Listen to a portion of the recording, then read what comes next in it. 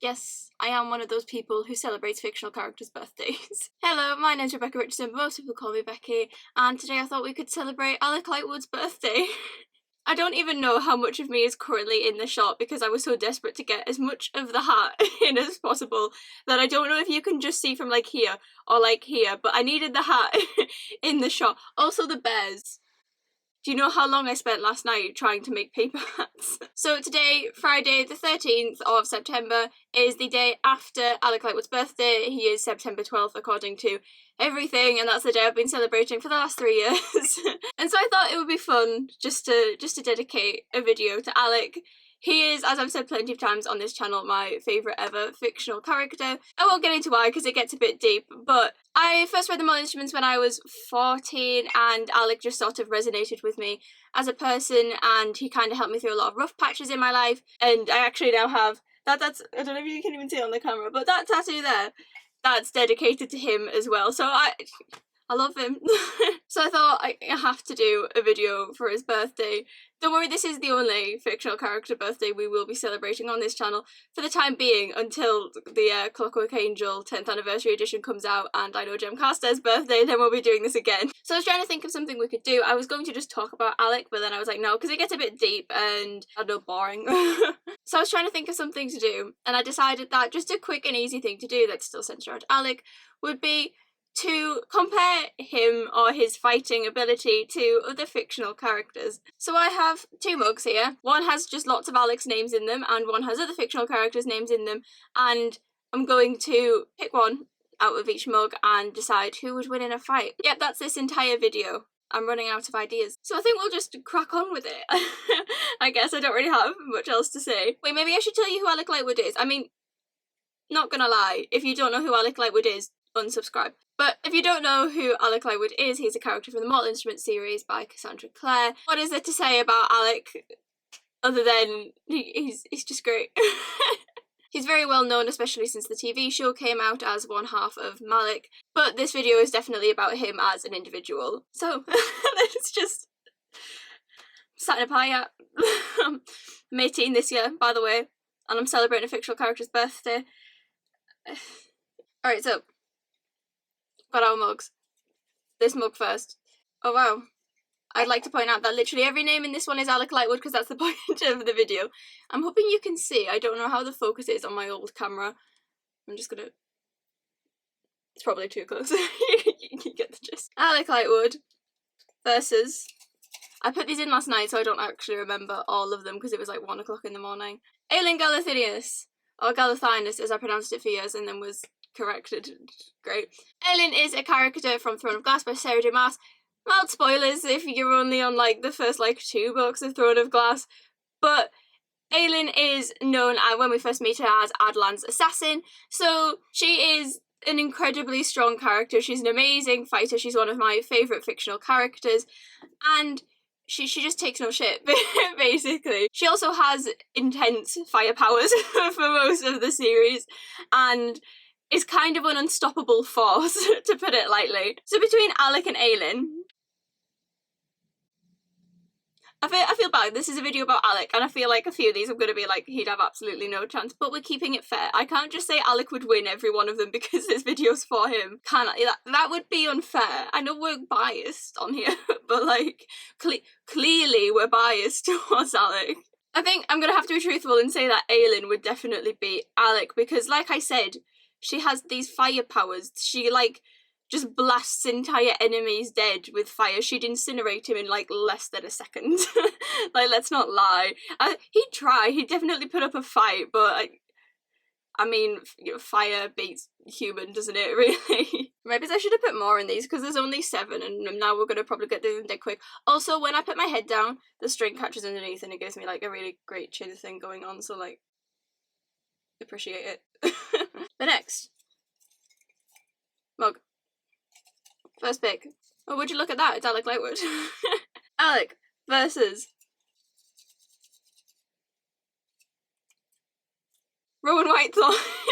Rowan Whitethorn. Again, Rowan is another character from the Throne of Glass series by Sarah J. Maas. He's the only other character from that series in this part.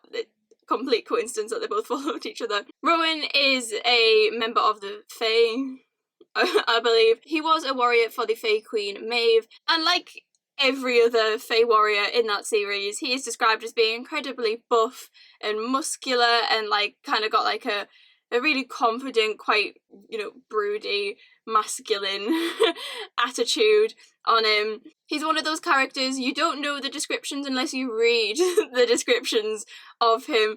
Everything about him is like his lungs expanded as he breathed in the souls of his enemies. Like he's that character who's just described ridiculously. Would Rowan beat Alec in a fight?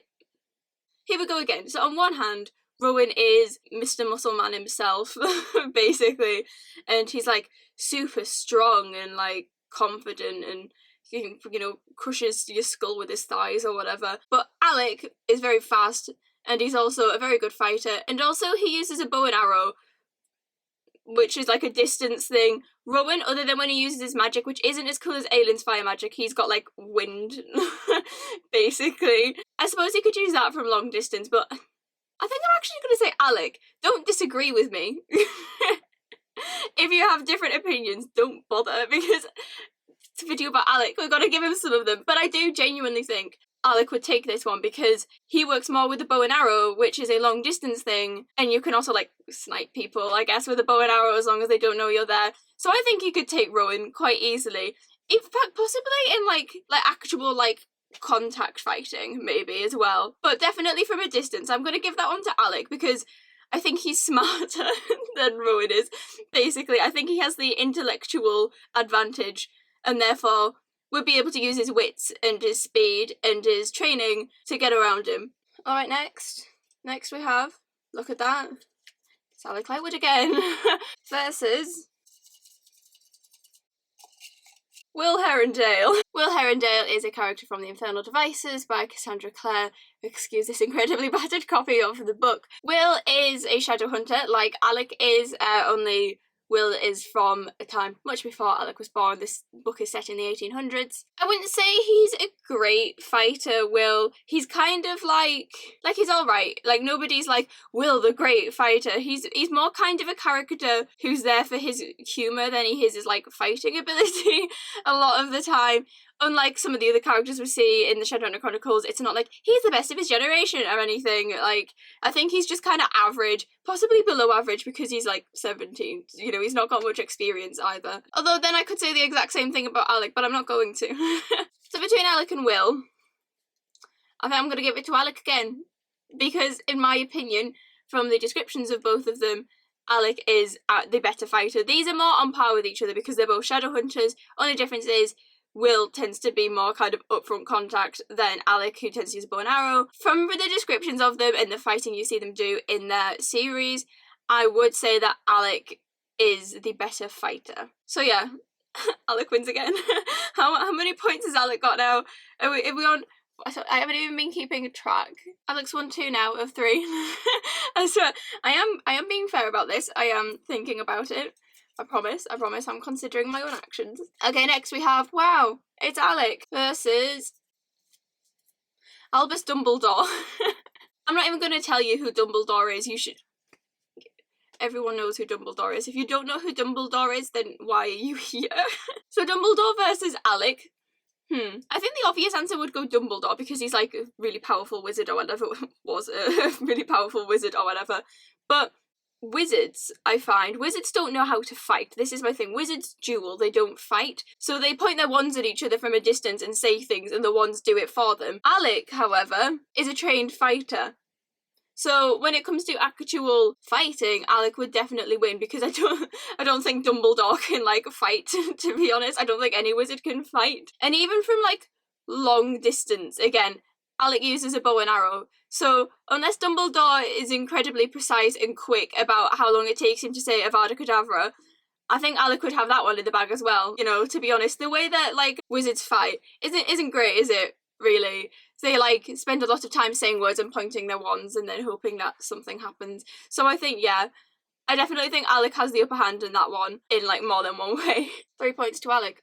3 out of 4. We're doing well. We're doing well. I wonder who's going to be next out of this mug. Oh, would you look at that? It's Alec Lightwood. Shaking it with my hand with it. That was great. Jude Duarte.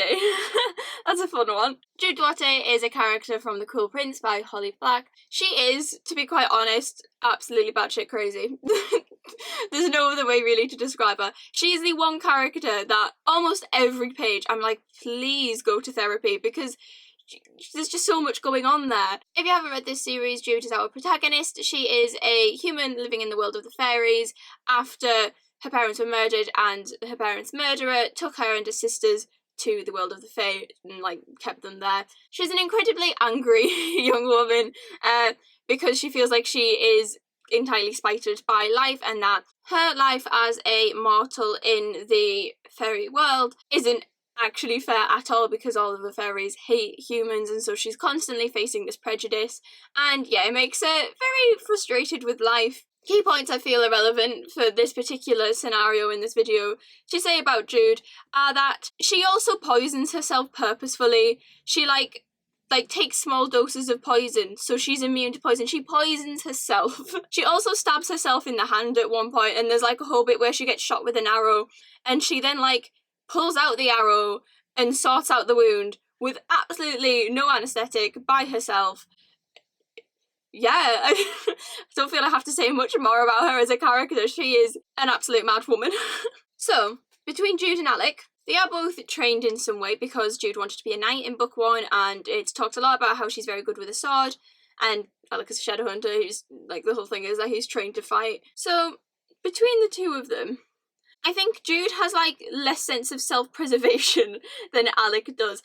Alec would not be happy about getting shot, whereas Jude obviously wouldn't be happy with it, but she'd deal with it. Like, she's down with that. She'd be like, yeah, that's a thing, I can deal with that later, let's continue. Whereas I don't think Alec would be like that. So I do think he'd be more reserved, because Alec seems more likely to care about protecting himself than Jude does. Jude always feels very, just attack. No matter what happens, just attack and just see where things go. And there's less defense in there. So I actually think Jude would take this one, because like, I can't even use the bow and arrow thing. She gets shot at one point, and it just continues, and it's dealt with, like I said. So he couldn't even like shoot her unless he had like a great headshot. That wouldn't even that wouldn't go down well. So I do think Jude would take this one more out of an angle of they're probably both on par when it comes to like kind of like one-on-one like sword fighting. She just kind of strikes me as someone who would be more attack than defense, and I think Alec would be more defense than attack. And so yeah, I think Jude would take that one. I can't give Alec that one. I would like to, but I don't think so. 3 out of 5 currently for Alec. I'm sorry if this video is like horrific. We're just celebrating Alec.